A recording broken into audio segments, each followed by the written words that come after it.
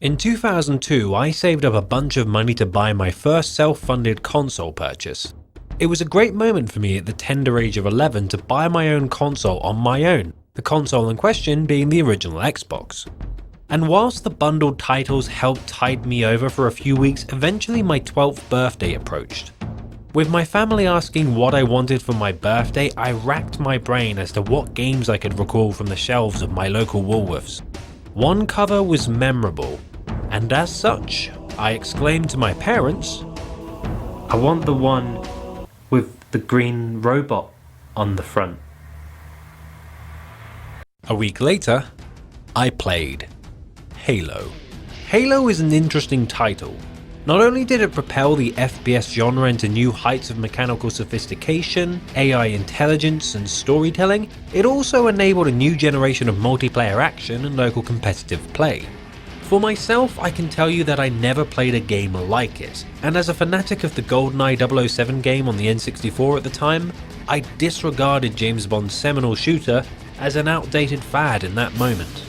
Halo was here to stay, and with the subsequent years garnering the IP with several sequels, spin-offs, films, TV series, books and other media, it's safe to say that Halo was no doubt the greatest launch title the original Xbox could have ever hoped for. It cemented the Xbox as the home of more mature games with an audience less interested in playful mascots and platformers and instead the hub for space marines, military shooters and dark fantasies. So, what even is Halo about? The start of the campaign shows us a gigantic ship, the Pillar of Autumn, drifting through space with a strange ring-shaped object sitting motionless in the distance. A man by the name of Captain Keyes weighs his tactical options of his next plan of attack and defense with a disembodied female voice. As he observes monitors helmed by military crewmen puffing away at his pipe, his companion is revealed to be a tiny blue AI called Cortana. Cortana tells us that the enemy will soon be upon them, their options are limited, and in about 90 seconds, they'll be all over us. An alert is made to the ship and its crew, whilst Key's final order to Cortana is to have everyone at their stations. Everyone. Airships, tanks, troop transports and soldiers mobilise. Series stalwart Sergeant Avery Johnson rallies the men, which as a side note, changes depending on the difficulty you pick, each more absurd than the last. Men, keep your eyes downrange, fingers on your triggers, and we all go home in one piece. Once again, it is our job to finish what the Flyboys started. We are leaving this ship platoon and engaging the Covenant on solid ground. When we meet the enemy, we will rip their skulls from their spines and toss them away, laughing. And here's where we show those split-chin, squid-head sons of bitches that they could not have picked a worse enemy than the human race. We are going to blow the hell out of those dumb bugs until we don't have anything left to shoot them with. And then we are going to strangle them with their own living guts. Man, we let those dumb bugs out in the middle of nowhere to keep them from getting their filthy claws on Earth. But we stumbled onto something they're so hot for that they're scrambling over each other to get it. Well, I don't care if it's God's own anti-son of a bitch machine or a giant hula hoop, we're not gonna let them have it. What we will let them have is a belly full of lead and a pool of their own blood to drown in. Am I right, Marines? Sir, yes, sir! Damn right I am. Moments later, a message is sent to two technicians. A capsule opens and a large suited man awakens from slumber, the Master Chief. After a frantic dash to the bridge, Captain Keyes gives us our orders. The enemy, if in possession of Cortana, can deal a crippling blow to the human race. Therefore, the Master Chief and Cortana must find a way down onto the surface of the strange ring structure and find out what the enemy wants with it. It's a simple enough plot full of intrigue. We know very little about the world it's set in, or the events taking place, or the characters, or the history of the universe, but it gives us a lot of questions that we want answers to. As we are handed a pistol from the captain, our adversaries soon after show themselves, alien hostiles known only as the Covenant. As they gun down Marines with plasma-fueled weapons and shrug off bullets with transparent shields, we know instantly that they are a threat that is dominating the war. After escaping the Pillar of Autumn, we see Captain Keyes plummet the ship to the ring's surface, and our own craft pilot prepares for a crash landing. Although no soldiers survive the crash, we exit to see sprawling hills and valleys, and then we look up. This blew my mind when I first played the game.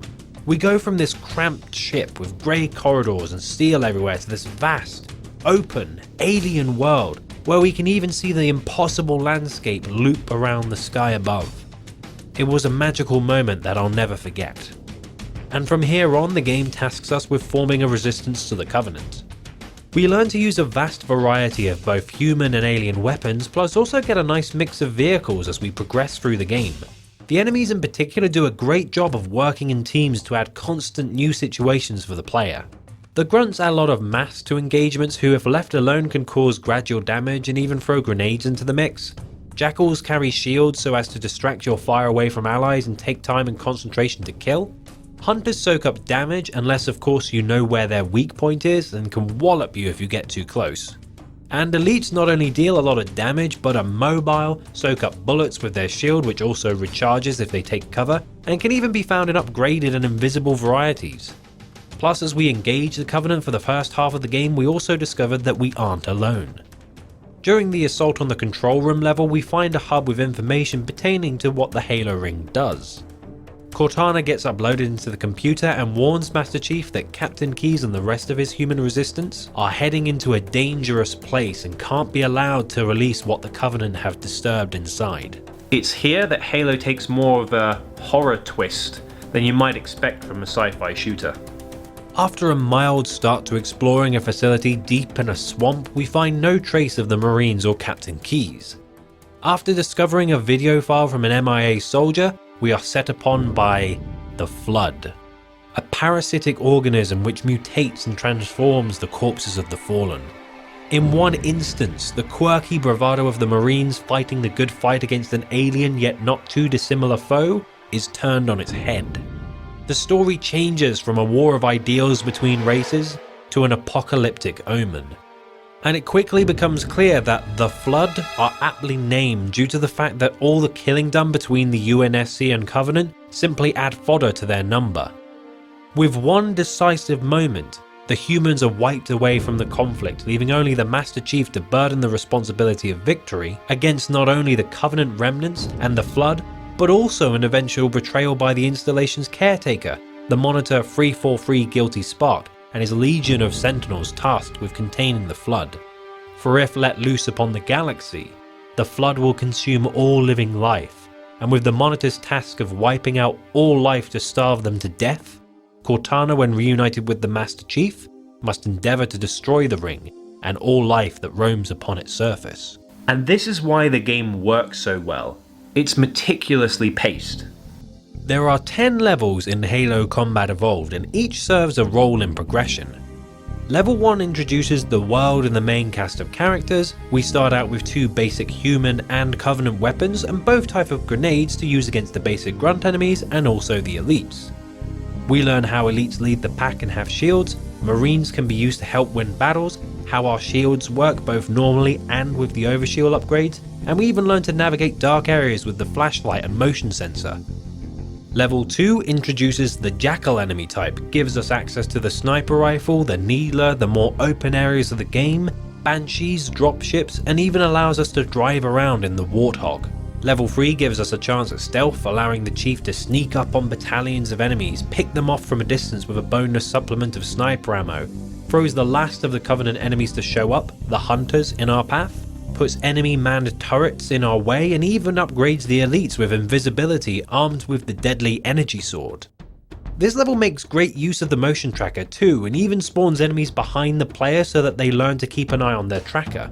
Plus we also save Captain Keyes and the Marines in a somewhat tricky rescue attempt. Level 4 starts with an amazing assault on the Covenant as the Marines attack in superior numbers en masse. We get to pick where to go in a similar manner to level 2, but are also given the rocket launcher to make things easier. Level 5 as the halfway marker unleashes the bulk of the Covenant forces. We have ghosts and wraith tanks thrown into the mix, and to combat them we also get access to the Scorpion tank. It also allows us a mix of stealth, action, corridor brawls, open terrain battles, and even allows us the use of a Banshee to skip a large portion of the level, assuming we have the skill to steal it. Level 6 introduces the Flood and gives us the shotgun to help deal with them, completing the UNSC weapon roster and giving weapons such as the assault rifle renewed usefulness against the Flood swarms. Level 7 allies Master Chief with the Sentinels and shows us the capabilities of the Flood, arming them with deadlier weapons and numbers as the level progresses and introducing their explosive counterparts which can deal heavy damage to the Chief if detonated. There's a reason the library is infamous on Legendary mode in the Halo fanbase. You can't take a girl to the library! It's free! Well, okay, it's not so bad. It also gives Chief the Index, thus progressing the story. Level 8 has Guilty Spark betray us in the confrontation with Cortana, leading to a clash between the Covenant, the Flood, and the Sentinels, creating obstacles of varying degrees against Master Chief. This is also the first reused level in the game, which reveals hidden areas which were inaccessible to the Chief in our first visit back in level 5. The mix of all the units leads to some of the toughest battles in the game, but also allows us use of various vehicles and weapons to help us pick our own strategies to success. Level 9 retreads Level 3's second half as a clash between the Flood and the Covenant, giving the Covenant forces their last upgrade in the form of the Jet Black Strike Force units, which even in grunt form carry high explosive guns which can kill the Chief in a single volley. Captain Keyes is also revealed to have become consumed by the Flood, but gives the Chief the necessary hardware to put Cortana's plan in motion. And Level 10 is the last level of the game. We return back to the Pillar of Autumn where our journey began. Every enemy of the game makes an appearance, but without the aid of vehicles. We're first tasked with overloading the ship's core at the bridge, but are stopped by Guilty Spark, placing him further into the role of primary antagonist. The Flood are the main threat in this level, and there's even an Easter egg of an invisible one found in the armory, alluding to their phenomenal ability to adapt quickly. After resorting to blowing up the ship's engine directly, Cortana and the Chief then escape the ship in true high-octane fashion by driving a warthog through the ship's hull. It's a memorable moment not just for Halo, but gaming culture in general. We see the death of our old ally Echo 419, the last human ally we have left, before racing against the clock to an escape shuttle. It's a real test of the driving skills we've learned throughout the game, and there are even some clever moments where we're told to jump a gap which the player can't physically get to, punctuated by an exasperated violin noise as we plummet to the ground, gritting our teeth.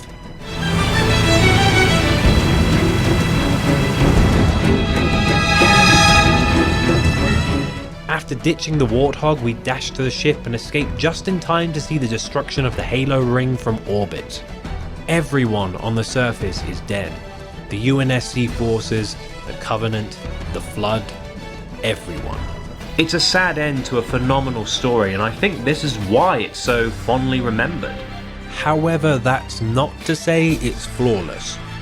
If you play the Xbox 360 or Master Chief Collection remaster, you may find the new textures on the environment obscure your vision. The original starkly contrasted its brightly coloured enemies against more drab-looking backgrounds so you could easily target and distinguish threats. The remaster looks nice, but it can be difficult to make out your opponents in certain areas, and some objects have been so slimmed down you'll be firing against invisible walls. Later levels of the game infinitely respawn enemies if you retreat and push forward on certain triggers, leading to dozens of the same squads of enemies soaking up all your ammo. Legendary mode is punishing yet more lenient than some of its sequels, but occasionally you will just be caught off guard by insta-killed Flood units wielding rockets or a happenstance plasma grenade explosive chain. Plus, the Captain Keyes escort mission is probably the weakest moment of the game due to his proclivity to charge into enemy fire.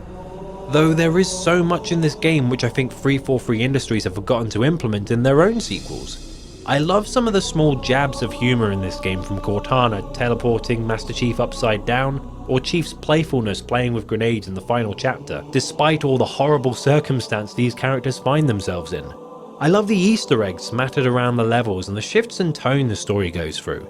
I love the twists and turns of the narrative. I love the personalities of not only Cortana and Sergeant Johnson, but also the little moments fighting the enemy grunts as they cower in fear, or the laughs the elites have if they manage to defeat the player. The world has a charisma that current Bungie games such as Destiny lack. It has a charm that made it such success, and although I think its sequels did some things better, I'd argue you couldn't get much of a better start than Halo Combat Evolved.